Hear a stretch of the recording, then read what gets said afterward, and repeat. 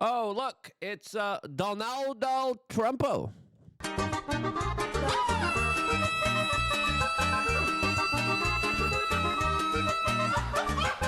Orale, vatos! This is the Immigrationist debate in America is definitely heating up surrounding a Maryland man that now looks like he is MS-13 man. All of this as now there's not just a war of words, but also some very interesting court decisions happening right now that I think actually favor the left, which I'm going to be arguing for. Hold on.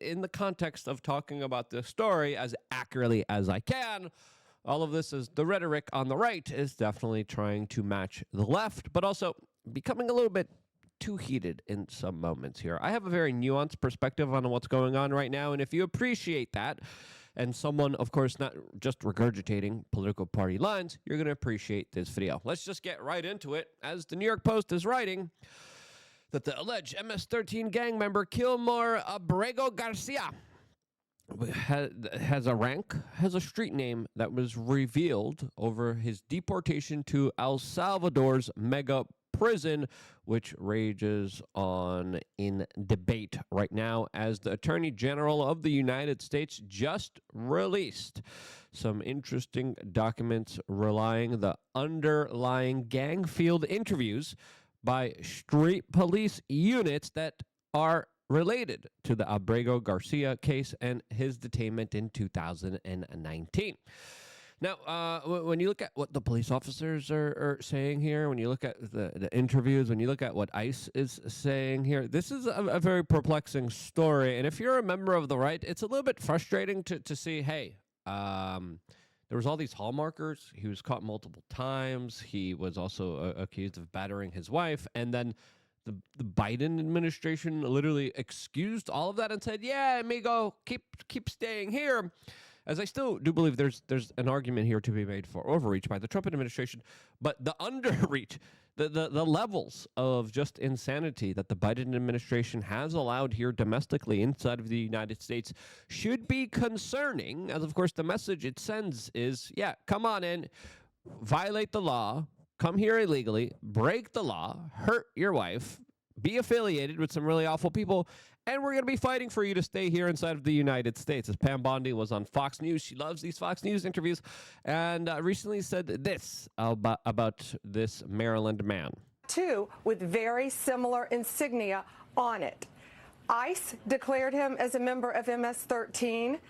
The police officers, the gang unit, declared him as a member of MS-13, and also they independently went to a reliable, confidential informant who said not only is he a member of MS-13, he gave them the clique, the Westerns, and he was called a Chiqueo, which is one of the higher-ranking MS-13 members.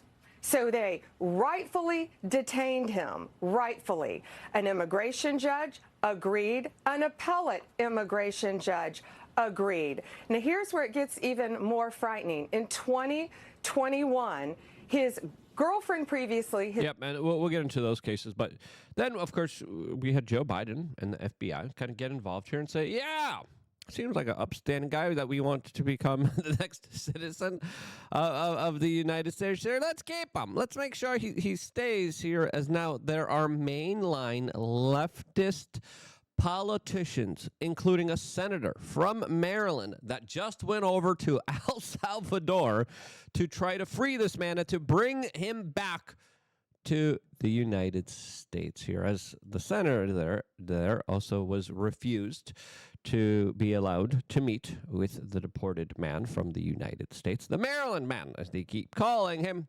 As again, the documents and the reports are pretty clear here, especially by the Highway Patrol that released the details about the traffic stop, the suspicions they had with human trafficking. But of course, you know, suspicions and allegations don't always mean that they are true here. As of course, the story here is pretty big here, specifically with him being stopped in 2022, driving without a license, and Tennessee Highway Patrol suspected him of trafficking the 7 people inside.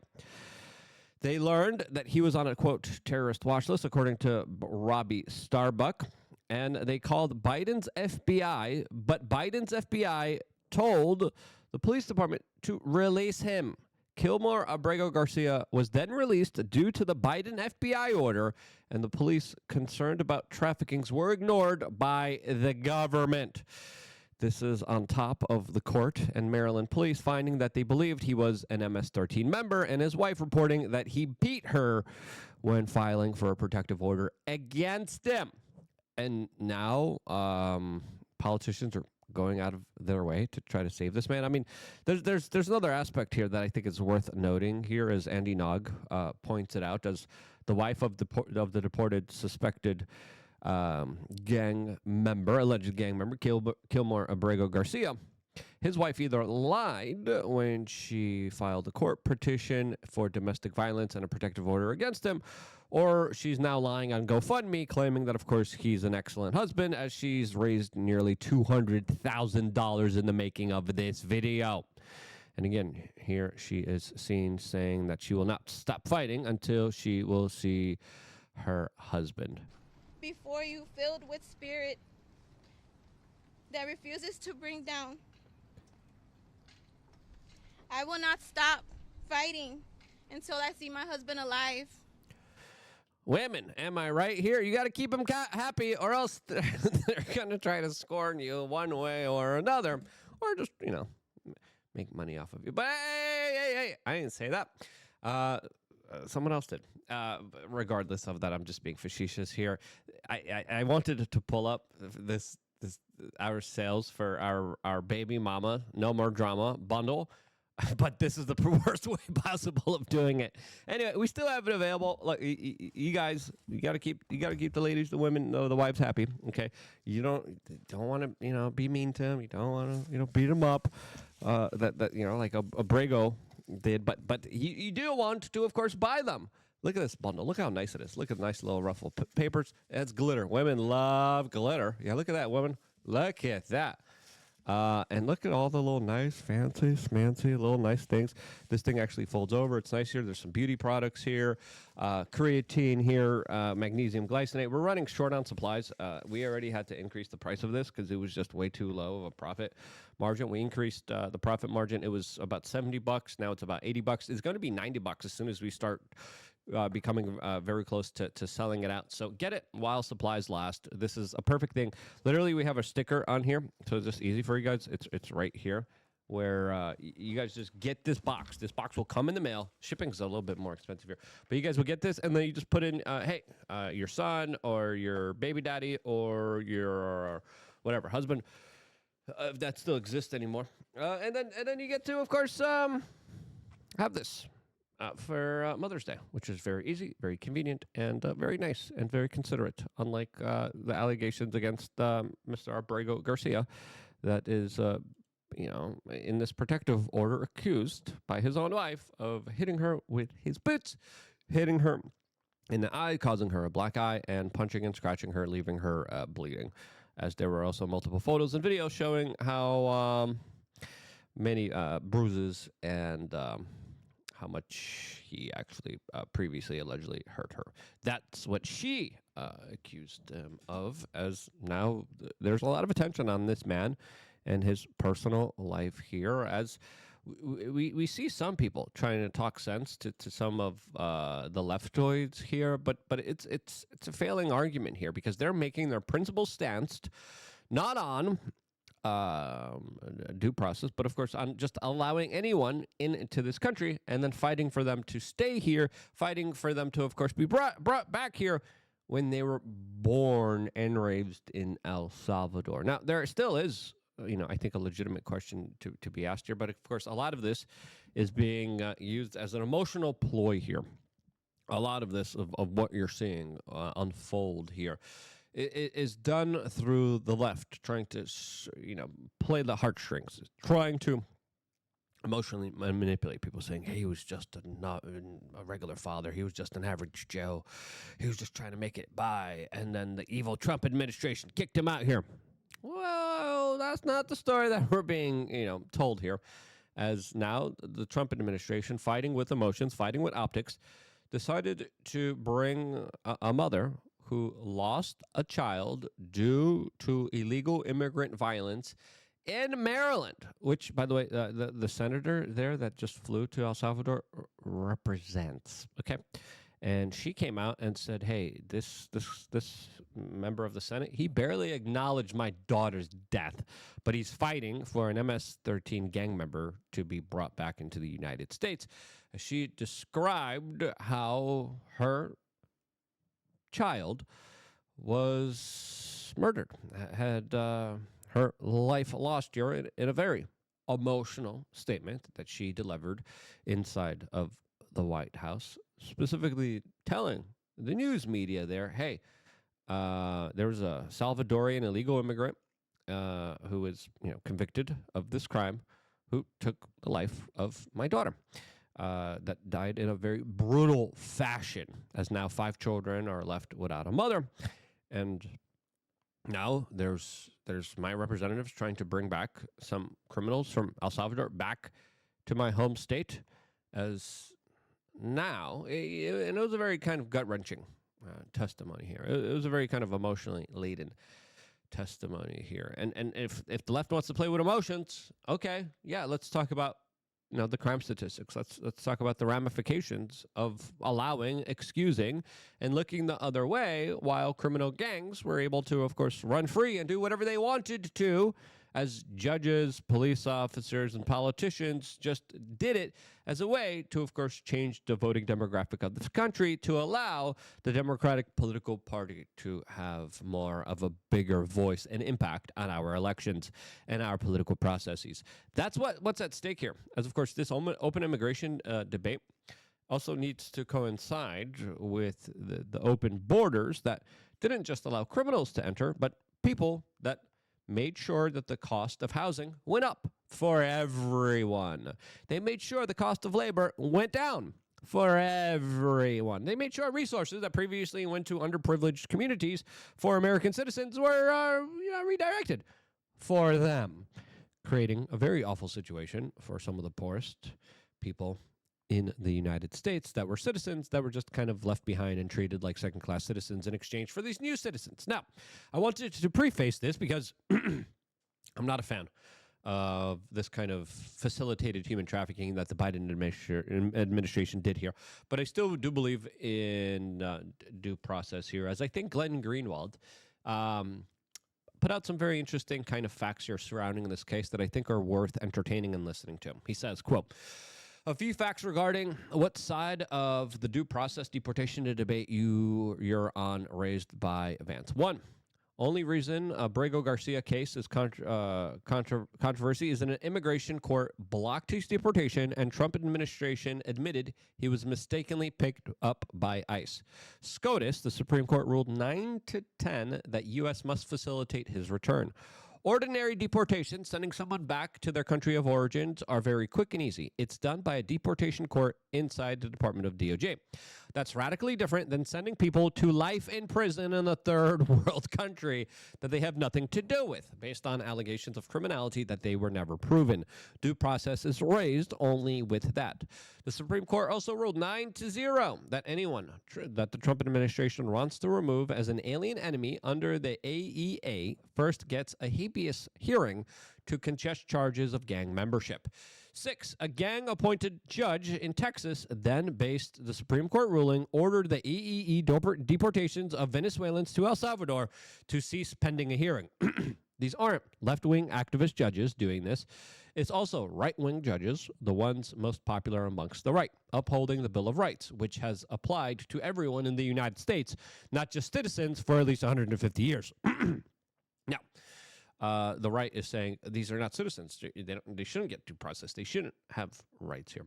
There's also an argument on the right saying he is a member of MS-13, and then MS-13 members automatically get thrown to jail in El Salvador where there isn't any due process, and therefore they just skip the step. Now, would I like for this not even to be an argument? Yeah. And could anyone just be accused of being something without any proof against them, without even having a way to speak out against it? I think we should at least hear people out. But if they're illegal, they should be deported back to their country.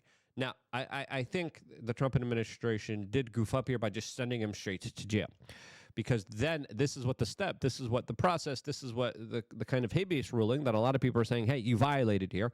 And people who want to uphold the rule of law here, including these judges, are going up against him because of that.